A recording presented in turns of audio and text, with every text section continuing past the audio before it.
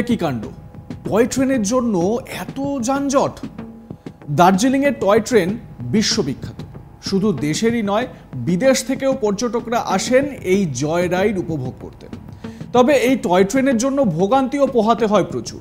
অনেক জায়গাতেই দেখা যায় জাতীয় সড়কের পাশেই টয় ট্রেনের ট্র্যাক রয়েছে, সেখানেই ভোগান্তি বেশি।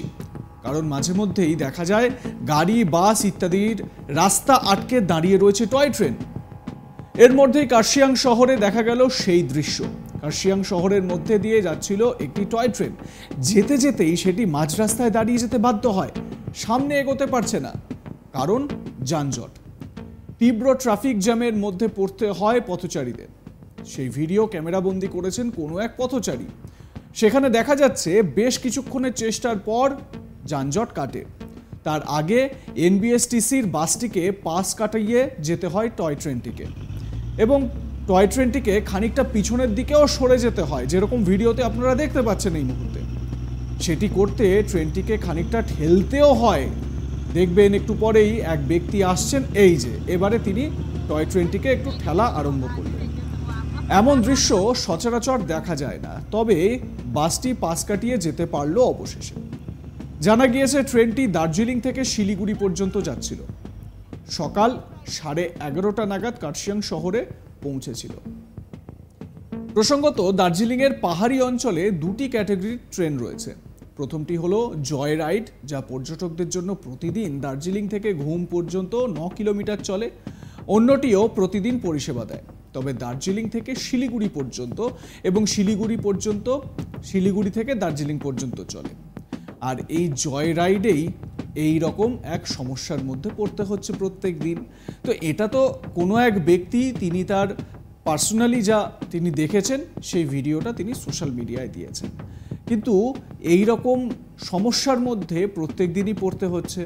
দেখুন, একটা সময় ছিল যখন যানবাহন হয়তো এতটা উন্নত ছিল না, সড়ক পরিবহন এতটা উন্নত ছিল না, পাহাড়ি এলাকা দিয়ে বাস বা গাড়ি চলবে এটা হয়তো কল্পনারও বাইরে ছিল। সেই সময় কিন্তু ছিল এই টয় ট্রেন, যেটি যোগাযোগের একটি মাধ্যম। কিন্তু এবারে সমস্যাটা এমন হয়ে গিয়েছে যে গাড়ি অনেক বেড়ে গিয়েছে, যোগাযোগের মাধ্যম অনেক বেড়ে গিয়েছে, অনেক ভেহিকেলস এসে গিয়েছে। তো সেই কারণে এই টয় ট্রেনকে পড়তে হচ্ছে সমস্যার মধ্যে। আর এই টয় ট্রেন আপনারা জানেন ট্র্যাকের মধ্যে দিয়েই চলে।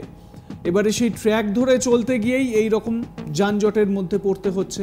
আর সেই যানজটে আটকে পড়ছেন নিত্যযাত্রীরা বা প্রত্যেকদিন ওই এলাকা থেকে যারা যাতায়াত করেন তাদের বেজায় সমস্যায় পড়তে হচ্ছে। একবার ভিডিওটি ভালো করে দেখুন, তাহলেই বুঝতে পারবেন সেখানকার পরিস্থিতি।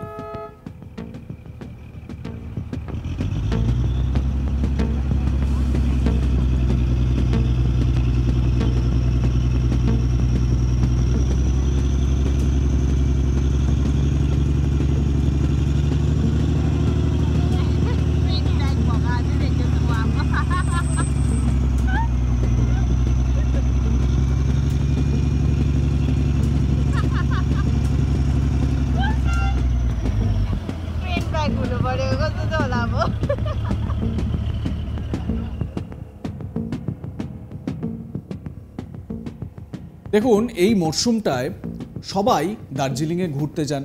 কিসের জন্য? দার্জিলিংয়ে ঘুরতে যান এই মনোরম পরিবেশ উপভোগ করার জন্য। আর সেই সঙ্গে যদি সান্দাকফুতে বরফ পাওয়া যায় তাহলে তো মজাটাই আলাদা, যেটা হয়েছেও। কিন্তু সমস্যায় পড়তে হচ্ছে এই জয় রাইড করতে গিয়ে। মাঝে মধ্যে অনেকবার এরকম সমস্যার সম্মুখীনও হতে হয়েছিল, যেখানে পরিস্থিতি এমন হয়েছিল যে এই যে জয় রাইড বা এই টয় ট্রেন চালানো হবে কিনা সেই নিয়েও বেশ কিছু প্রশ্ন উঠে গিয়েছিল। জানেন, করোনাকালে দীর্ঘদিন সব কিছু বন্ধ ছিল, টয় ট্রেনও স্বাভাবিকভাবে বন্ধ ছিল।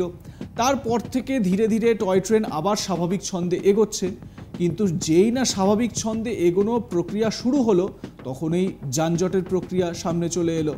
দেখুন, আপনারা যারা দার্জিলিংয়ে গিয়েছেন ঘুরতে আর টয় ট্রেনে যারা এরকম সমস্যার মুখে পড়েছেন, তারা তাদের মতামত জানাতে পারেন কমেন্ট সেকশনে। দেখতে থাকুন আজ তাক বাংলার ইউটিউব চ্যানেল।